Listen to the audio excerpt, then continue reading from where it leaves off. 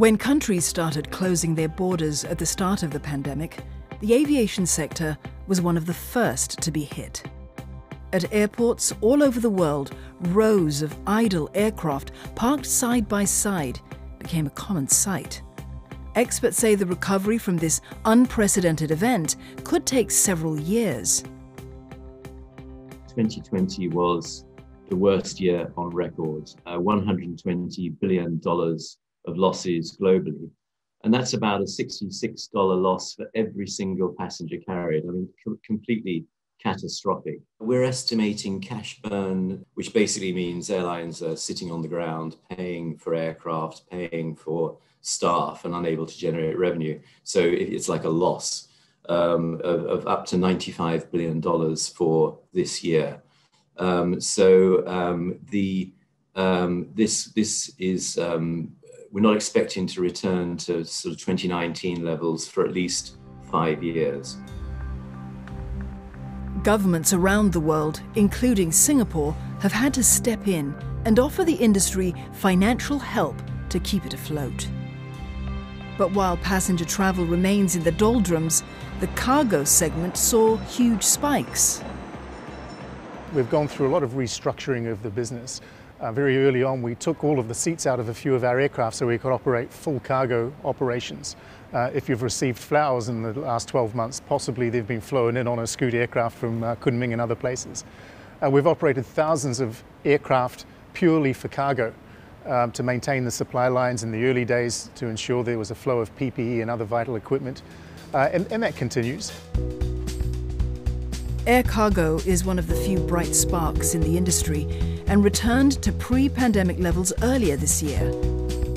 Cargo conversions also gave a boost to another segment of aviation, the maintenance, repair and overhaul, or MRO sector. What we saw was a significant reduction in cargo carriage capacity because cargo that used to be carried by passenger aircraft in the bellies, and when these passenger aircraft do not fly, then there is a shortage of cargo capacity. So what we've done is to expand on our passenger to freighter conversion solutions in providing options for customers to convert passenger aircraft to cargo aircraft and thereby to meet the market needs. So interestingly, last year we saw most of the airlines lost money, but the airlines that made money were very few, and they were the ones who had a significant fleet of cargo aircraft.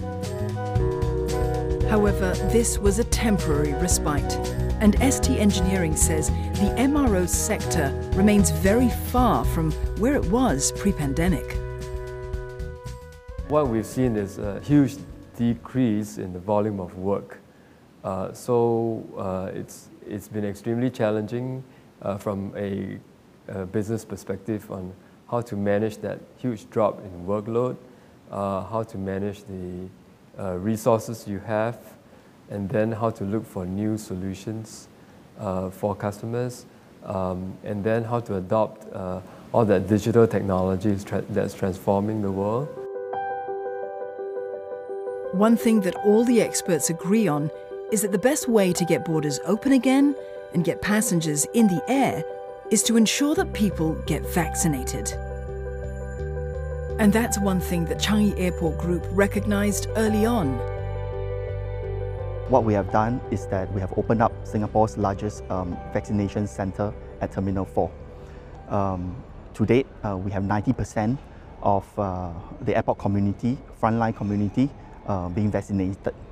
Another thing that we have done is to also develop several on-site swabbing facilities.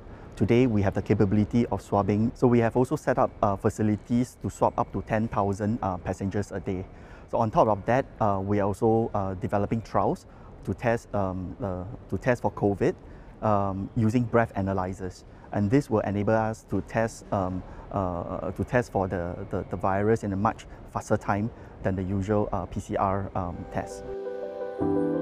But even when vaccinations become widespread, experts agree that the aviation sector will be forever changed by the pandemic.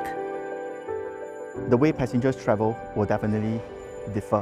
One of the things we have done earlier on in the COVID journey is to enhance contactless travel. And this has been welcomed by our passengers because today they can travel literally not touching any of the hardware at the airport. You know, we've been trying as an industry for 10 years to really requesting security authorities to move away from paper documentation to digital virtual documentation. And we weren't really getting anywhere. But with the priority of health, even the security authorities don't really want to be taking a paper document from somebody that might potentially be transmitting. This has actually focused everyone's attention on perhaps making it a smoother, more efficient process, using modern technology to take people's biometric information from their passport, match it to their travel information from their itinerary, match it to their visa status or requirements for where they're travelling to, match it to their testing and vaccination if necessary for COVID, and bringing it all together in a seamless way so that potentially someone can go from taxi cab at the drop-off point to aircraft seat without having to show so many documents or perhaps even any documents during the process.